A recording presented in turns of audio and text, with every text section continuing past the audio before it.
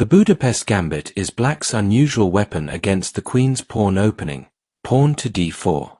You respond by developing the king's knight, and after white plays pawn to c4, you strike immediately with the gambit, pawn to e5. Naturally, white's best reply is to accept the gambit, automatically attacking your knight. You calmly place the knight on g4, counter-attacking the pawn. The most common way for white to defend this pawn is with the knight, and here I recommend bishop to c5, targeting the f-pawn. The purpose of this move is simple: provoke pawn to e3, locking in white's dark-squared bishop. Now you must bring out the queen's knight to win back your sacrificed pawn, and we reach a classic Budapest position, one where white has 4 very common continuations that you will face again and again. But before we dive into those options, let's look at what happens if white plays knight to d2. This move is uncommon, but you will encounter it in real games. The idea is straightforward. White wants an extra knight guarding the kingside to neutralize your attack. One of black's main attacking ideas in the Budapest is to eliminate the kingside knight, and later, you'll see exactly why this idea is so critical. Here, you take back white's surplus pawn. White develops the bishop, you castle, white castles, and then you play pawn to d6, opening the path for your light-squared bishop. Now white plays pawn to b3. This move is inevitable, because it's the only way for white to develop the dark-squared bishop. You respond with queen to f6, threatening a discovery that will win the rook. At this moment, if white casually continues with bishop to b2, then knight takes knight with check simply wins the bishop.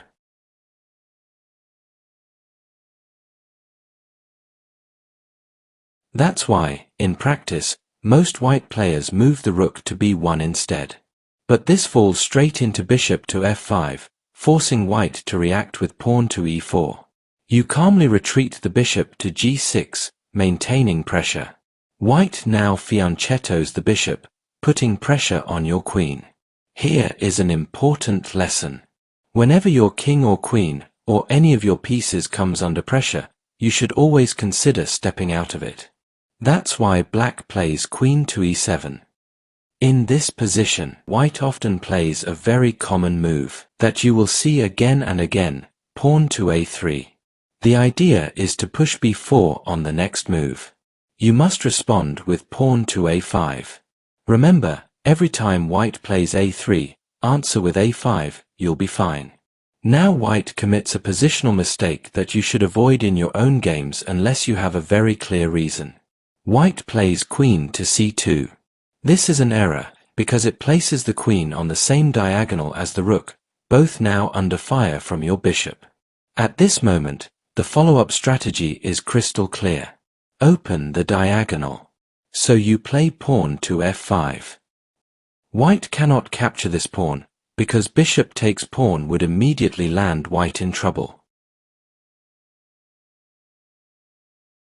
Knight takes knight leads to the same fate. White will lose the game. You must recapture with the pawn, attacking the a3 pawn. White responds with pawn to a4, and then pawn takes pawn, threatening a discovered attack. White captures the pawn, but now comes the punishment. Knight to b4, forcing the queen to abandon the knight. Once the knight is left undefended, you simply take it and win a piece. If white moves the rook, let's say, to c1, you take the pawn, knight takes, and then rook to f4. That knight is now dead meat. Protecting it with the bishop doesn't work, because you simply take the bishop, queen recaptures, and bishop takes knight, winning a piece, again. Now you might ask, what if white trades all the knights? Knight takes knight, knight recaptures, and bishop takes knight. Simple. You take the knight with the queen, and once again the remaining white knight is doomed. Even if white tries a trick, bishop to d3, bishop takes knight, and rook to e1 to regain material, you still win, this time with a brutal attack. First, rook to h4, threatening mate in 1. Defending with pawn to h3, fails to rook takes pawn, renewing the threat. Pawn takes rook, and then queen to g3, checkmate. Notice the queen cannot be captured, because the f-pawn is pinned by the dark-squared bishop. Defending with pawn to g3 is no better. Rook takes h2 threatens mate in 1. Capturing the rook leads to a queen check, the king retreats, and then checkmate. Even eliminating the light-squared bishop doesn't help. Queen takes pawn check, bishop blocks, queen takes bishop, and once again, it's checkmate.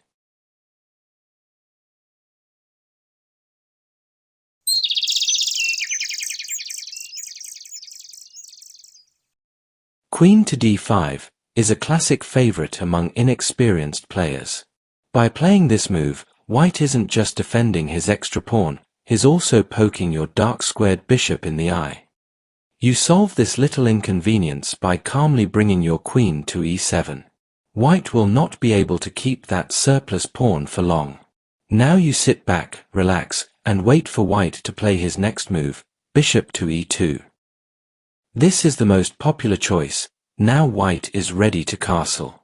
You snatch the pawn, equalizing the material, with the noble intention of trading knights. Why? Because you want to eliminate the guardian of white's kingside. Once that knight disappears, storming the kingside becomes a walk in the park. And of course, most of the time your opponent has absolutely no idea what you're planning and happily assists you with the trade. You recapture with your other knight, both sides castle, white develops his knight, and now the attack begins. First, you kick the queen out of your territory with c6. After the queen retreats to whatever square it teleported from, the true power of your c6 pawn becomes obvious. It protects the center, shooing away any intrusive knights or queens, and makes your future kingside attack much smoother. Next, you activate the kingside rook. Why? Because you want to perform a rook lift to join your queen in harassing the enemy king. But there's one sacred rule. You may only rook lift if white's dark-squared bishop is not eyeing this diagonal. White now continues with pawn to b3, preparing to fianchetto the dark-squared bishop. This is a beautiful sign. Your attack is about to flow effortlessly. You play queen to h4. If white kicks your queen with g3, that only helps you. After queen to h3 and the bishop is fianchettoed, your rook lift arrives, and white's king is as good as gone. Ignoring your queen and continuing the fianchetto is also a major mistake. Here, you push d5, opening the diagonal for your light-squared bishop.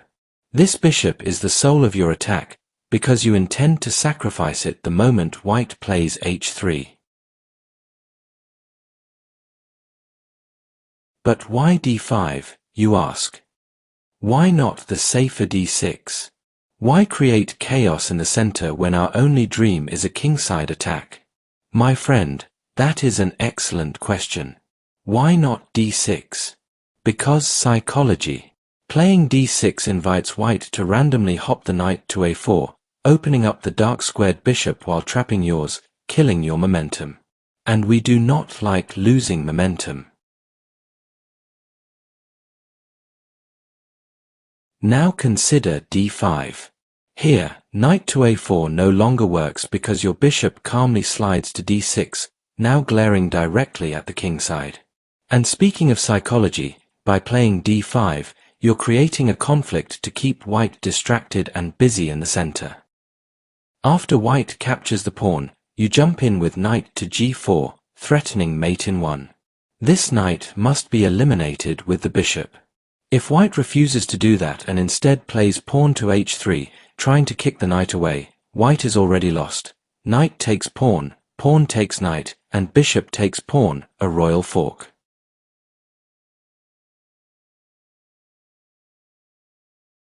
That's why white is forced to surrender the light-squared bishop, the other bodyguard of the kingside. You recapture with your bishop, and white grabs another pawn. Here you activate the queenside rook, attacking the queen, queen to c2, and now you play bishop to d6, threatening mate in 1. Defending the king with pawn to h3 should be met with bishop takes h3. After pawn takes bishop, queen takes pawn, the mate threat appears once again. If white tries pawn to f3, you simply perform the rook lift, and from there, you win the game with ease.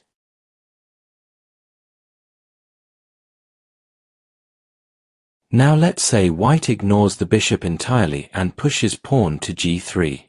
What should we do? Simple, you sacrifice the other bishop. Pawn takes bishop, and then queen takes pawn with check, forcing the king to h1. Next, you grab the rook. The rook recaptures, and then you give another check, driving the king to g1. Now comes the familiar theme once again, the rook lift. This time, the best rook lift is with the queenside rook. Why? Because after the king runs to f2, desperately searching for safety, your kingside rook suddenly springs into action. Rook takes e-pawn, once again threatening mate in 1. The white king will not survive. Even if white tries to prevent the checkmate with rook to g1, it changes nothing. Queen to f3, and the king is checkmated anyway.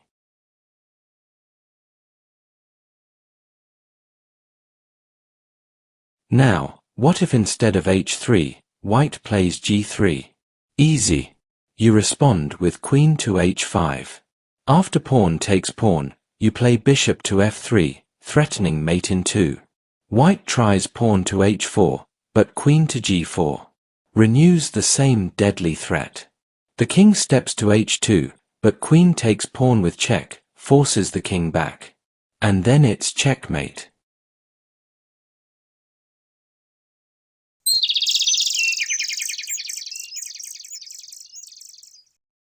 Next, let's look at pawn to a3. Before we dive into the refutation, we must first understand the motives behind this move. By playing a3, white wants to prepare the multipurpose move b4 on the next turn. Not only will this harass your dark-squared bishop, but it also creates a home for white's own dark-squared bishop to fianchetto. So what should we do here? Well, since white wants to push b4, why not simply cancel that dream with f5? Not only does this shut down white's idea, it also conveniently opens the door for a future rook lift with the queenside rook. White continues with bishop to e2. Here, we castle, a purely psychological move, gently encouraging white to do the same. Now we recapture white's extra pawn, intending to eliminate the knight. Knight takes knight, knight takes knight, and pawn to b3, preparing to fianchetto the dark-squared bishop. This is your signal, your invitation, to rook lift the queenside rook. White plays bishop to b2, attacking your knight. You must protect this noble creature with the other rook. Queen to c2, rook to h6. Knight to d2, dreaming of becoming a hero who stops black's attack. But dreams remain dreams. Because now you play queen to h4, threatening mate in 1. Defending with knight to f3 is pointless. Knight takes knight check, bishop takes knight, followed by queen takes pawn, checkmate. Playing pawn to h3 is no better. It only invites the suicidal light-squared bishop. But only after pawn to d6. Knight to f3, knight takes knight check, bishop takes knight, and bishop takes h3. If white captures this bishop, queen takes pawn and the king is finished. Even if white plays rook to d1, trying to carve out an escape route, the king still won't survive. Because queen takes bishop, ends everything anyway. Ignoring the bishop and playing g3 doesn't save the game either. Here you must play queen to g5. After white saves the rook, you apply the deflection technique by sacrificing your rook.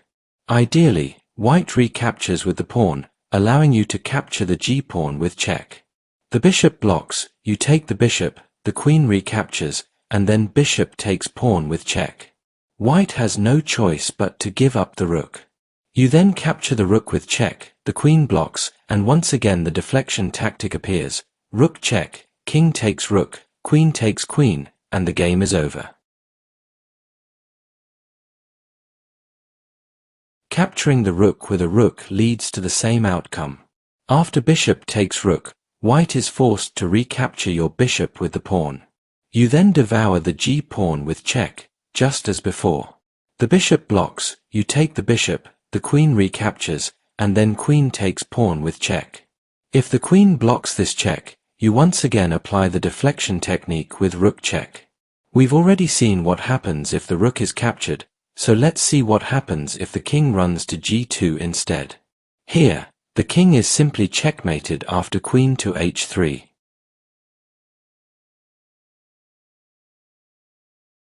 Most experienced players won't block the check at all, they'll simply move the king to f1.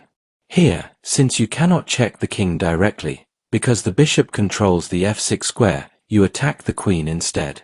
After the queen moves to f2, you give check again. Blocking this check will again be met with a deflection rook check, with the same tragic ending as before. But if the king moves, this time you can check the king, leading to a final checkmate after bishop blocks, rook takes, queen blocks, and queen takes. Checkmate. Some of you may ask, what if, instead of moving the rook, white simply blocks the bishop? This doesn't work. After rook takes pawn, the position collapses. And at this point, it truly doesn't matter what white does, the game is lost. For example, if pawn takes rook, then bishop takes pawn with check. White blocks with the rook, but queen takes pawn, threatening mate in 1. The king is forced to move. Then comes bishop takes bishop with check. The rook recaptures, queen check, the king escapes to e1, and finally, rook check. The rook blocks, rook takes rook, checkmate. Now let's go back to the position before white got crushed to pieces. Here, white actually has a chance to equalize with bishop takes knight, rook takes bishop, and knight to f3. After queen to h5, maintaining the pressure so the knight cannot capture the rook, white plays pawn to h3. Now they are ready to grab the rook. You calmly retreat the rook to e8, and the position becomes objectively equal. But here's the problem for white. Your opponent is a mere human being. As you can see, white's queenside rook is tied down defending the a3 pawn, so it's very likely that white will push pawn to a4 to free the rook. You respond with pawn to d6, simply waiting for white to move that queenside rook. Let's say white now plays rook to d1. You win immediately with bishop takes h3, pawn takes bishop, and queen takes pawn. The white king will not survive.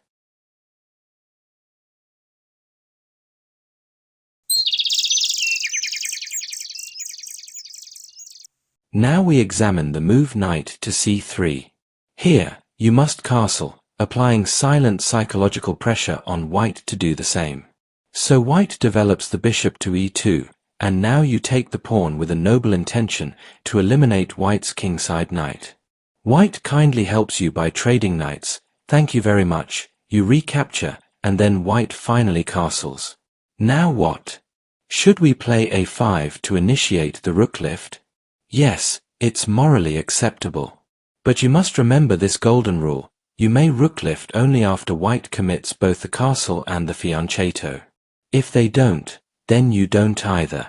So if you want to play a5 now, it's fine, but don't rook lift before they castle and fianchetto. Another move that you can consider is rook to e8. As you already know, this rook not only protects your knight, it also stands ready to rook lift if the queenside rook fails to fulfill his duty.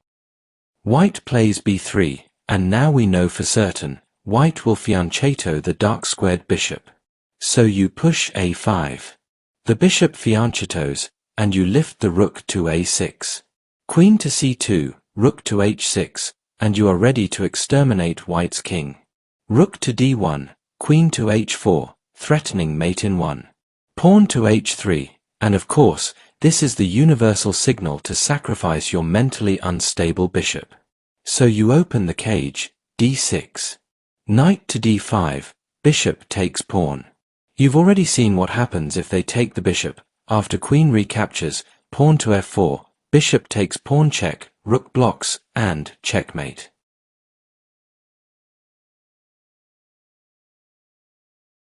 Now what about pawn to g3? As always, you place your queen opposite the king, queen to g5. After they save their rook, sacrificing your rook like before is not possible. So you attack through a different door, bishop to f5. If they move the queen, you win instantly with bishop to e4, threatening mate in 1. Pawn to f3, desperately trying to block the attack, but queen takes pawn check, the king moves, and the rook delivers checkmate. If they block the attack with the bishop, you threaten mate with queen to h5, bishop to e4, and knight check. Bishop takes the knight, queen takes bishop, and checkmate is unavoidable. There is no escape.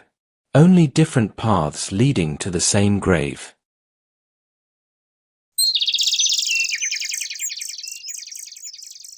Finally, we analyze the most common move, bishop to e2. But before we dive in, some of you might be asking, why not bishop to d3? It looks more attractive, you know. True, it does look nice. But the problem is this.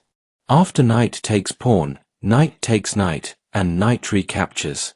The bishop gets attacked and must retreat to, surprise surprise, e2. What a magnificent waste of time. So why not just play bishop to e2 from the start? Now you castle, and white also castles.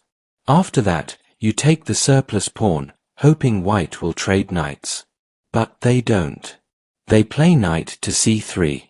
Fine. It doesn't matter. You trade knights anyway, bishop recaptures, and you attack that bishop. The bishop retreats. Now you can choose between rook to e8 or pawn to a5, both of them morally acceptable. Since we've already seen rook to e8 before, let's examine pawn to a5. White continues with pawn to b3, and this is your signal to rook lift. The bishop fianchettos, rook to h6. Knight to e4, attacking your dark-squared bishop. But queen to h4, a double threat. White answers with bishop takes knight, queen takes knight, and then white grabs the free c-pawn, aiming at another. This is a mistake, because that bishop becomes confined after pawn to d6. Bishop takes pawn, and queen returns to h4, threatening mate. Pawn to h3, bishop takes pawn. Instead of capturing the bishop or attacking the queen, white plays queen to d3, inviting black to sacrifice the crazy bishop once again. White refuses to take the bishop, and plays f4 instead, dreaming of an escape. But black does not allow it. He creates a mating net with queen to g3, and white is completely lost. For example, if the bishop attacks the queen, rook to h1 is checkmate.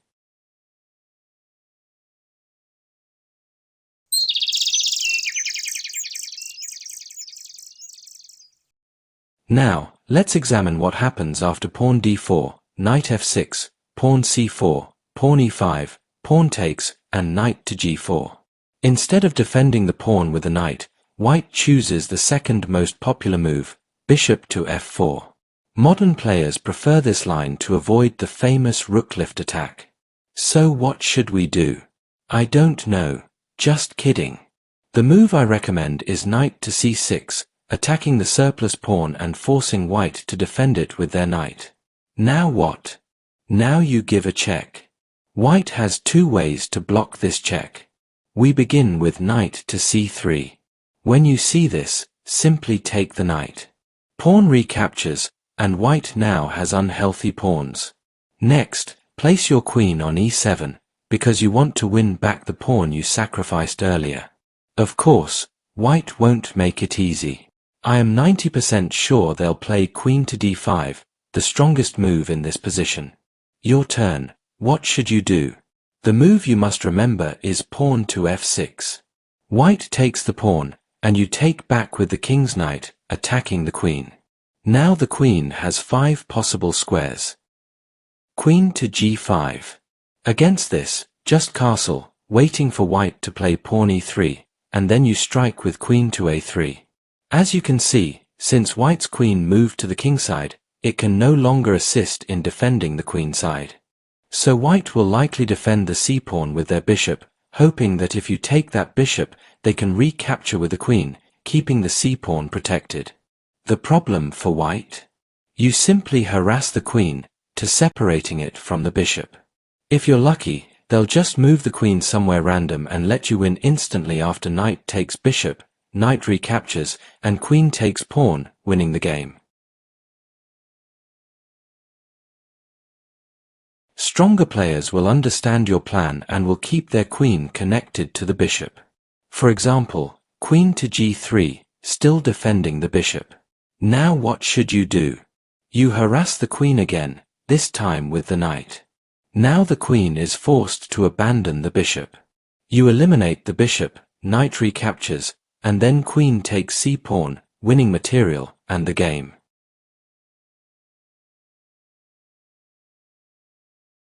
Queen to b5. This is another move you'll face quite often. Just like the previous line, you must castle, offering your c-pawn. If white captures it, you win with this sequence. Pawn to d6. Bishop retreats to a5.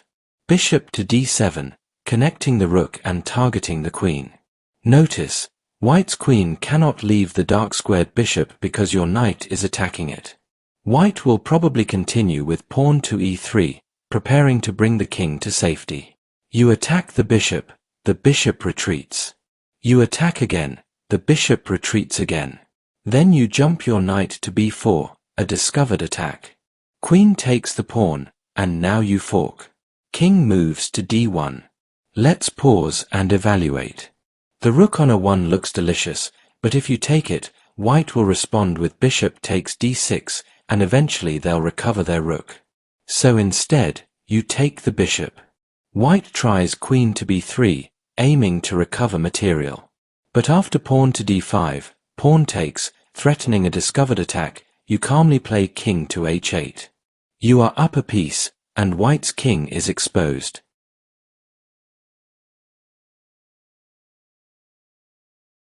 Against queen to d3, you must respond with pawn to d6.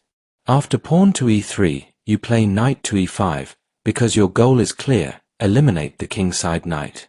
The knights are traded, the pawn recaptures, the light-squared bishop retreats, and then comes bishop to d7, signaling your intention to castle queenside. White plays bishop to e2, and you castle queenside, immediately threatening the queen with potential discovery in the near future. The queen retreats to c2, and now bishop to c6, taking aim directly at the g2 pawn. White castles, and you strike with knight to e4, threatening a fork. White responds with rook to d1, challenging your rook. You trade, knight takes bishop, pawn recaptures. As you can see, white is now left with far too many weak pawns. The endgame will be a nightmare for white. You continue with rook to f8, targeting the f-pawn. White plays rook to b1, and now comes pawn to h5.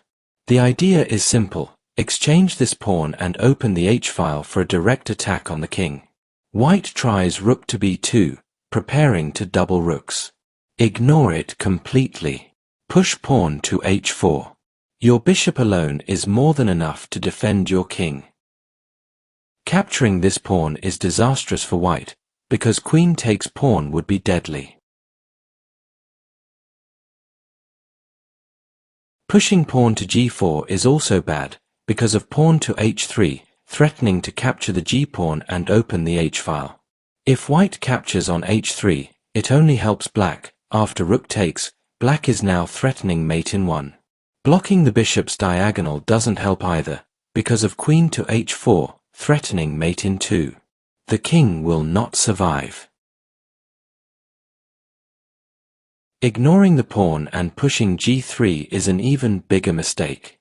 After pawn to h2 with check, king to f1, the pawn promotes, and the king is checkmated. So what else can white do? Stronger players may try bishop to f1. You answer calmly with queen to h4, threatening to capture the g-pawn and rip open the h-file. If white now plays g3, attacking the queen. Pawn to h2 is simply checkmate. Pawn to f3 doesn't work either, because of pawn takes pawn. White has two ways to recapture. If white recaptures with the queen, you reply with bishop takes pawn, and the game is over. If white recaptures with the bishop, you give check, forcing the king to f1. Then bishop takes f-pawn, forcing the king to e1. You give check again, the king moves to d2, then rook check, king to c1, rook takes rook with check, queen recaptures, and finally, queen takes queen. Checkmate. If white chooses queen to d2, it usually means one thing: they want to grab your c-pawn on the next move. You must react immediately with pawn to d6. After pawn to e3, you play knight to e4. White responds with queen to c2, and now comes knight to c5, creating a monster knight that terrorizes white's position. Bishop to e2, bishop to g4, and both sides castle. Now let's look at some common mistakes white players make in this position. The first is the natural-looking rook to b1. This is a mistake because of bishop to f5. Next is rook to d1. This move isn't necessarily a mistake, but the sequence that follows often is. You place your queenside rook on e8, quietly preparing a tactical shot. White plays pawn to h3, you answer with bishop to h5, and the mistake happens when white continues with a natural pawn to g4. This is a serious error. After bishop retreats to g6, the bishop now attacks the queen. Once the queen moves, you unleash the tactic. Rook takes bishop, pawn recaptures, queen takes bishop, and you win a piece. Another common move here is pawn to h3. Again, not an immediate blunder, but it can easily lead to one. You retreat the bishop to d7, and if white plays rook to d1, you once again place your rook on e8, threatening the same idea as before. Strong players may sense the danger and retreat their bishop. That's when you switch plans and play knight to e5, disguising your intention to eliminate the kingside knight. If the knights are traded, you do not recapture. Instead, you play bishop to a4. After queen to c1, bishop takes rook. White damages your pawn structure with knight to g6, but it doesn't matter, pawn takes knight, and after rook takes bishop, you emerge clearly ahead. You now have two rooks, while your opponent is left with only one. Finally, we come to the last possibility, queen to d1. This move is rare, but it still needs to be analyzed. Better safe than sorry. You must play pawn to d6, pawn to e3, and then castle. After bishop to e2, you play knight to e4. White responds with queen to c2, and now you play queen to f6. If white captures your knight here, you win immediately after queen takes pawn with check. So it's more likely that white will try to block your attack with knight to d4. Here you unleash a tactic: knight takes pawn, queen recaptures, knight takes knight, and queen recaptures again. The queens are traded, pawn recaptures, and then rook takes bishop. White plays rook to d1, defending the pawn, ready to castle, but you apply pressure to the bishop. Rook to d2, you play bishop to e6. Once white castles, you simply take the bishop. After rook takes rook and bishop takes pawn, you are up a pawn. White continues with rook to e7. Remember, in the endgame, a rook on the 7th or 2nd rank is a huge advantage. Even though you are up a pawn, a rook on the 7th rank can hold a draw unless you can force it away. Next, you grab the other rook. King takes back, and you protect the c-pawn, pawn to f3, then you move the king attacking the rook, hoping to drive it off the 7th rank. Stronger players will try to keep the rook there, but don't worry, we have a plan. You play pawn to a5, pretending to push b4 next and create a passed pawn. This forces white to bring the king to the queen side to stop it. King to e2. Now you begin the maneuver to drive the rook away. First, you give check. King to d3, then rook to e7. Trading rooks is a no-brainer for white because they are down a pawn, so they refuse. After rook check, king to f7, white starts attacking your pawns. You calmly push it to b6, the rook attacks the other pawn, you push it to h6. The rook comes back to pressure the c-pawn, tying your rook down. No problem, you simply move the king. King to c4, king to d7 attacking the rook. Rook to g8. King to c6. Pawn to d5 check. King to b7. King to b5. Now comes the psychological trick. White's king is almost trapped on b5. It has only two escape squares, a4 and c4. So what do? You plan to checkmate the king. First, you play pawn to g5. White plays rook to h8, attacking your h-pawn. You ignore it and continue with the plan. You play rook to the second rank. After rook takes pawn, you capture the g-pawn, not the a-pawn. The reason is that after you capture it, you automatically attacking the a-pawn. And most of the time, white pushes that pawn to a4, leaving the king with only one escape square. Then you play rook to c2, threatening mate in 1. There is nothing white can do. The king is finished.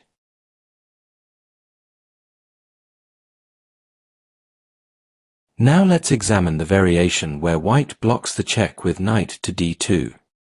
Here you must continue with queen to e7. White attacks your bishop, trying to drive it away, but you must ignore this attack and proceed with knight takes pawn.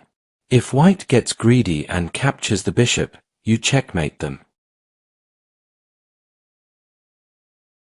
If white doesn't take the bishop and instead trades knights, you recapture, and if only then they take the bishop, you checkmate them again. This means your dark-squared bishop is immune.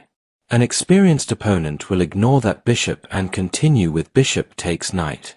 If this happens, you don't capture the bishop immediately, you take the knight first. Queen takes bishop, and then pawn to e3. This leads to a drawish position.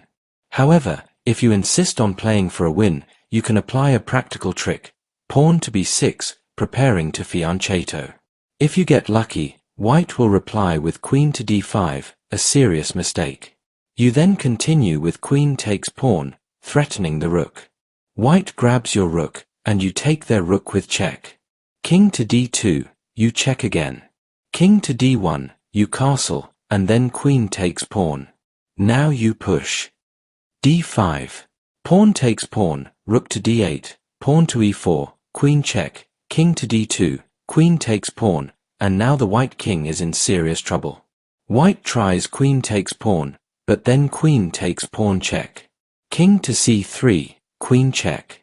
King to b3, bishop check. King to a4, and then checkmate.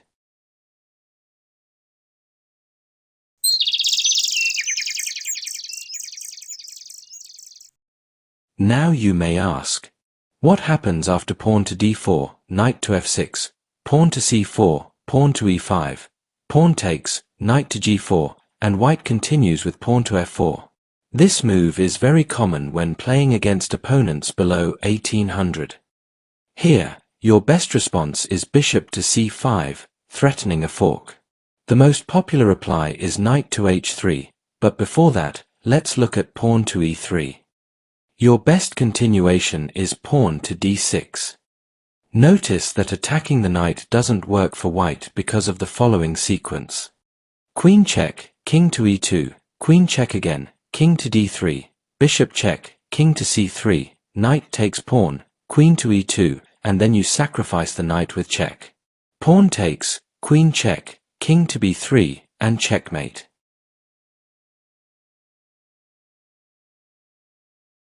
Now, pawn takes pawn is actually the most popular choice. Here you simply castle.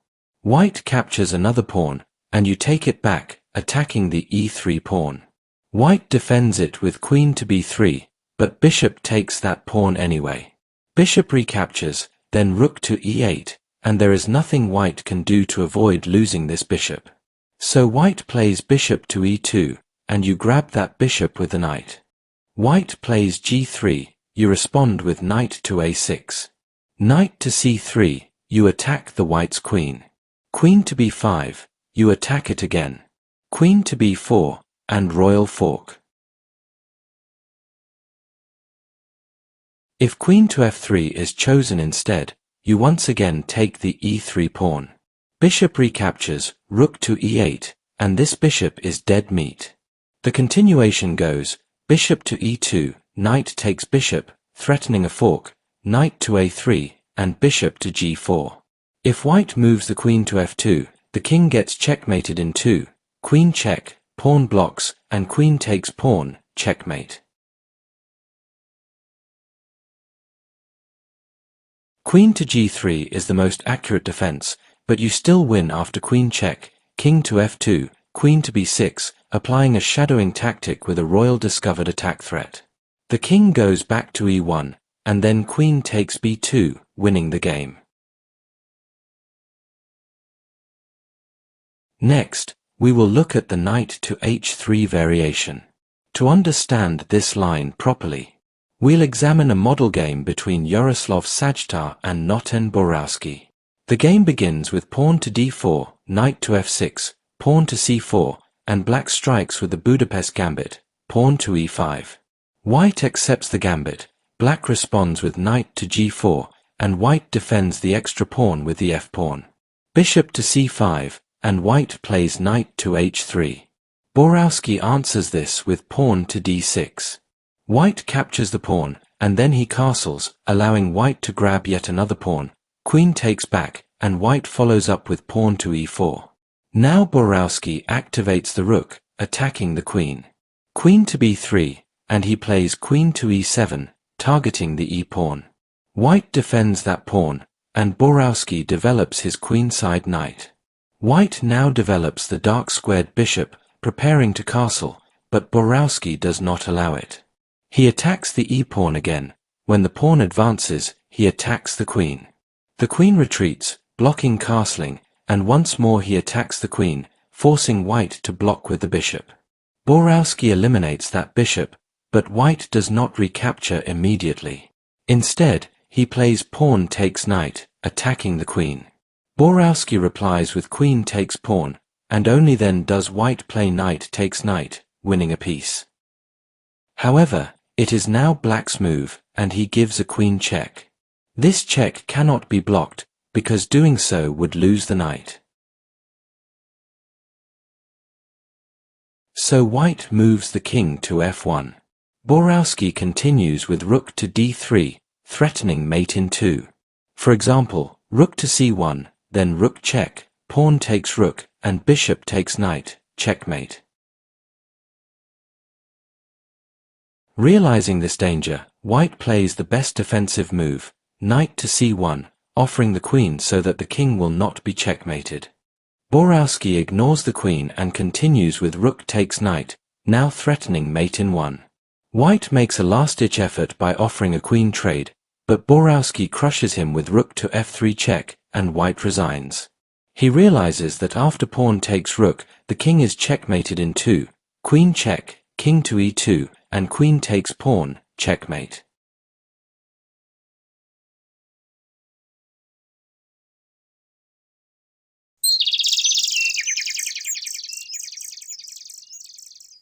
We now arrive at the final variation of this opening, when white declines the gambit. The best response is bishop to c5, and from here white has 4 main options. We start with knight to f3, you answer with knight to e5, followed by pawn to e3 and pawn to d6. After bishop to d3 and pawn to f5, both sides castle. Now you wait. Most of the time, white will casually develop another knight. That is the mistake. You take it, they recapture, and then you fork their pieces, winning the game. Bishop to g5, this natural move is a mistake. It allows a bishop sacrifice with check. After king takes, you give a check, force the king back, and then simply take the bishop. Later, when white develops the knight and attacks your queen, you play queen to e3, threatening a fork. After queen to d2, you check again, force the king to move, and another check with the knight, the king move again, then finally you capture the bishop, winning a piece.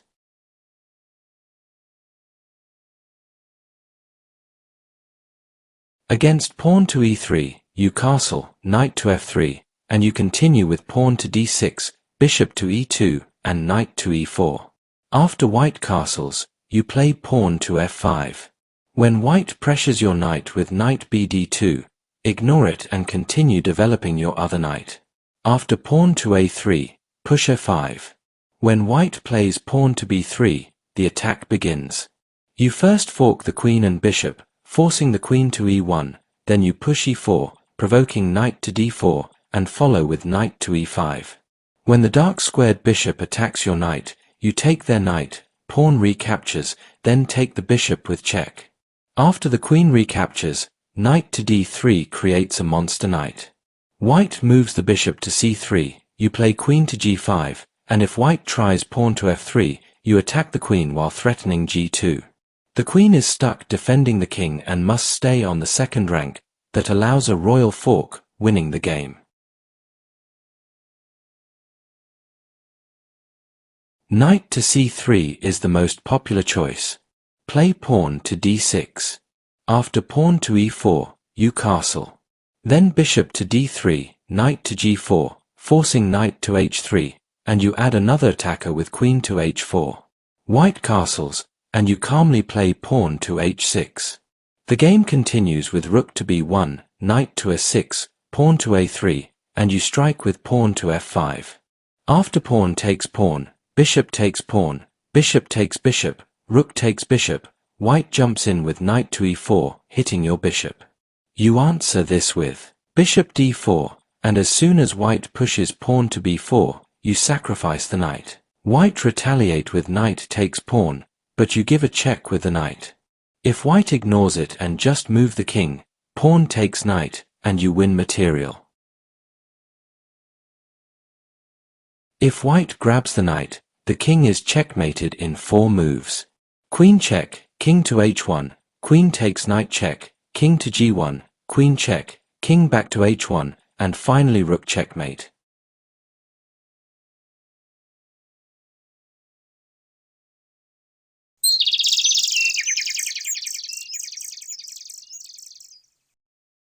We now come to the end of this video, where we will learn from 6 model games that can greatly help you in your own practical games. We start with a model game played by Abaca Gonzalez against Alexei Filipskik. The game begins with pawn to d4, knight to f6, pawn to c4, and the Budapest Gambit, pawn to e5. White accepts the gambit, and black replies with knight to g4. White plays knight to f3, and black develops bishop to c5, prompting pawn to e3, which shuts down the bishop's diagonal. Gonzalez continues with knight to c6, attacking the surplus pawn. Knowing that the pawn cannot be defended, white lets it go and plays knight to c3. Black captures the pawn, intending to eliminate the kingside knight. After bishop to e2, both sides castle. Now comes the exchange. Knight takes knight check, bishop recaptures, and then black jumps in with knight, forking the bishop and the pawn. The bishop retreats, and black calmly plays rook to e8. At this moment, white plays pawn to b3, preparing to fianchetto the bishop. Gonzalo immediately recognizes this as the right moment to rook lift the queenside rook and pushes pawn to a5. White, unaware of black's plan, continues with the fianchetto. Black lifts the rook, and here white makes a huge mistake by playing pawn to f4. Why is this a mistake? Because of bishop takes pawn, check. The king goes to h1, and Gonzaga ignores the attacked knight, plays rook to h6. White captures the knight, but black sacrifices the rook with check and white resigns. Realizing in horror that after king takes rook, queen to h4 is checkmate.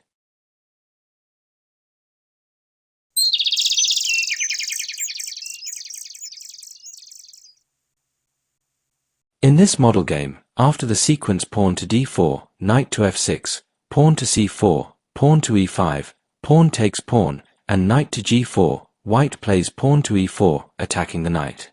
Instead of capturing the pawn, black, Yuri Kostin, responds calmly with pawn to d6. White grabs this pawn, bishop recaptures, and then white commits a serious blunder by playing pawn to g3. George Kostin immediately crushes his opponent with a stunning sacrifice. Knight takes pawn, attacking the rook and queen. White is forced to capture the knight, but then comes another sacrifice. Bishop takes pawn check, a royal discovery. White cannot capture the bishop because the queen is hanging. He tries to stay close to the queen to protect it, but it doesn't help. Jorge Kostin continues the attack with another bishop check, forcing white to block with the knight. Then bishop takes knight check, forcing white to recapture and abandon the queen. Now comes the final sequence.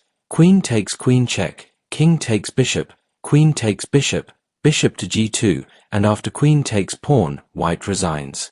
He realizes that in order to save the rook, he must develop the knight, but then queen takes knight, and black emerges up a queen and 2 pawns.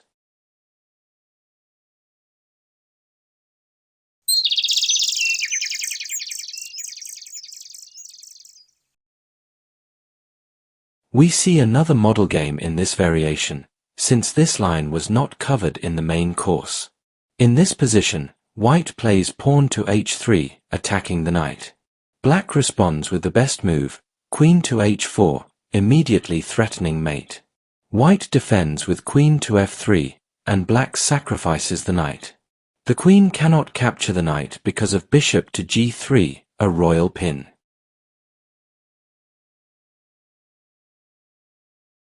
White therefore tries pawn to g3 to minimize the damage.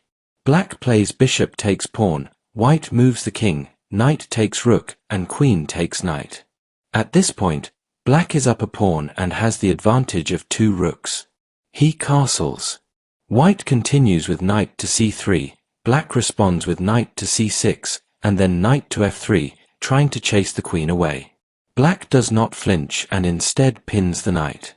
White plays bishop to e3, and black answers with knight to e5, increasing the pressure on the pinned knight. White defends, but black plays bishop takes knight check, white recaptures with the bishop, and then knight takes pawn. Black is now up 2 pawns. White retreats the knight to d1, and black activates the kingside rook. White attacks the knight jumps to d6, hitting the e4 pawn. White defends it with the knight, but bishop to e4 puts white in serious trouble. White counterattacks the queen, which retreats to d8. After white protects the knight, black captures it. Rook recaptures, and then black pushes e5. White plays rook to e3, and the queen swings to f6. White tries bishop to e1, but black gives queen check. The bishop blocks, and black activates the other rook, shadowing the bishop. White desperately tries to defend and pushes pawn to e5, a huge mistake. Black breaks white's resistance with knight to e4, triple attacking the bishop. White captures the knight, but rook takes bishop check follows. The king goes to f3, rook check again, king to g3, pawn check, king to h4, and after pawn takes rook, black is up a rook and 2 pawns. White resigns.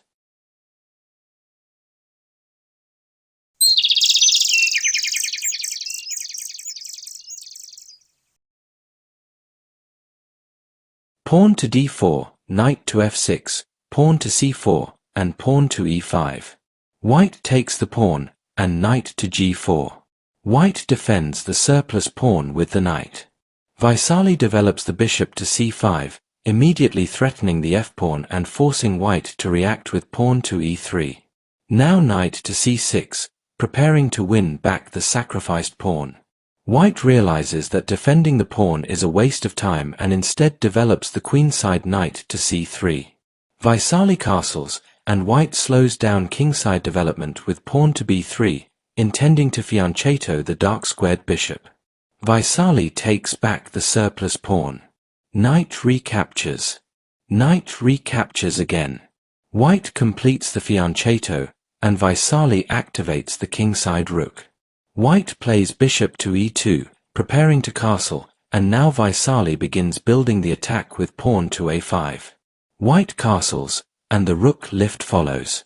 Sensing danger, White tries a defensive maneuver, king to h1, stepping out of the dark squared bishop's diagonal and preparing pawn to f4 on the next move. But Vaisali stays true to her attacking plan and calmly slides the rook to h6.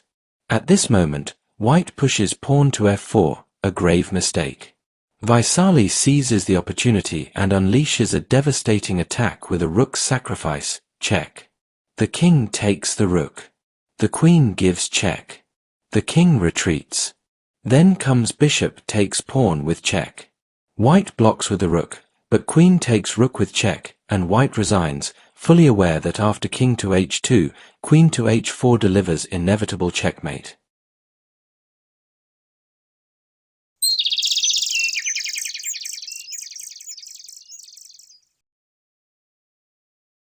This model game starts from an unusual move order. White opens with the English, pawn to c4. Black, Vladislav Rivanenko, calmly develops with knight to f6. White then pushes pawn to d4, transposing into the Budapest Gambit after pawn to e5. White captures the pawn, knight to g4, and knight to f3. Vladislav continues with the usual bishop to c5, targeting the f-pawn. White responds with pawn to e3, and black develops the other knight. Ignoring the attacked pawn, White simply develops the light-squared bishop. Both sides castle. Instead of rushing to regain the pawn, Vladislav calmly activates his kingside rook.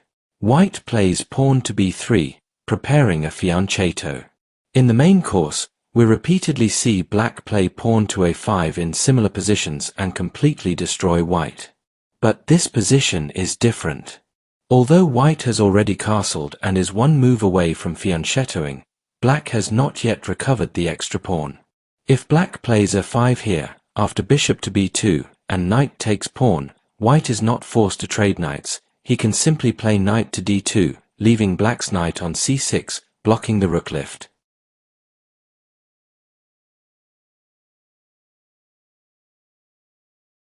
So instead, Vladislav chooses a kingside rook lift.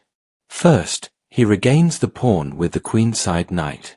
White ignores it and continues with the fianchetto. Black then plays d6, opening the diagonal for his unstable light-squared bishop. White develops the other knight, and now Vladislav strikes. Knight takes knight, bishop recaptures, and queen to h4, threatening mate in 1. White stops this by capturing the knight. Bishop takes bishop, attacking the queen. The queen runs away, and now the rook lift is ready for a mating attack. If White tries to stop this with pawn to h3, black simply sacrifices the bishop. Of course, if White wants to survive, he should not capture it, so pawn to g3 is more likely. Black slides the queen to h5, threatening mate in 2. White offers a queen trade, but black declines and plays bishop to g4. If the queen moves, bishop to f3, and the king is checkmated on the next move. Pawn to f3 looks natural, but it fatally weakens the e3 pawn. Black captures it with the rook, and if pawn takes bishop, then rook takes pawn delivers a double checkmate. In the actual game, White plays knight to e4, but this only encourages black to slide the rook to the h-file, again threatening mate. White tries pawn to h3, but bishop takes pawn follows.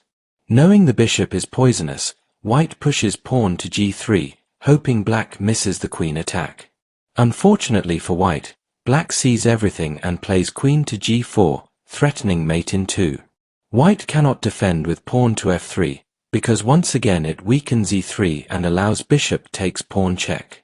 Blocking the check does not help. After queen takes f3, the king will not survive.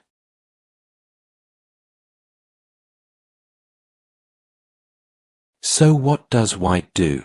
He tries knight takes bishop, reasoning that after queen to f3, he can defend with queen to e4. But here Vladislav finds a magical move, bishop to g2, threatening mate with the rook. White resigns immediately. He realizes that even after queen trade, bishop takes queen still leads to an unavoidable checkmate on the next move.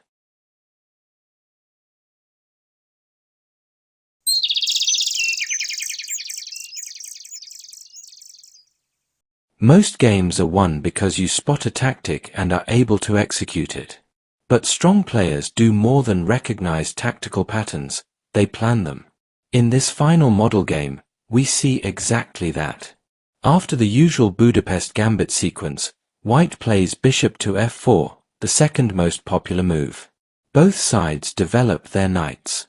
Then comes a bishop check, the king is shielded by a knight, followed by queen to e7. White responds with the most common move in this position, pawn to e3. Black, Sorel Nicolau, immediately captures White's extra pawn. White trades knights, Black recaptures, and White plays bishop to e2, aiming to castle as quickly as possible. Nicholas continues with pawn to d6, White castles, and prepares to move the knight to the kingside. Nikolai does not allow this. He eliminates that knight, forcing the queen to recapture, and only then does he castle. White activates the queenside rook, intending to push c5, but Nicodemus stops this plan with pawn to b6. White persists and plays pawn to b4, preparing c5 anyway. Nicolau's counterattacks with pawn to a5. White defends with a3, pawns are exchanged, and Nicola fianchettos his bishop. White finally pushes c5. The pawns are exchanged, and now Nicholas begins to set up a crushing tactic. He places his queen on e6, controlling the a2 square while also gaining access to g6. The idea is subtle, but deadly. White has no sense of the danger and casually plays rook to d1, attacking the d6 pawn. That is the mistake. Nico strikes with rook to a2, forcing White to defend the queen with his rook. Then comes queen to g6, threatening mate in 1 while simultaneously attacking the rook. At this point, the game is already over.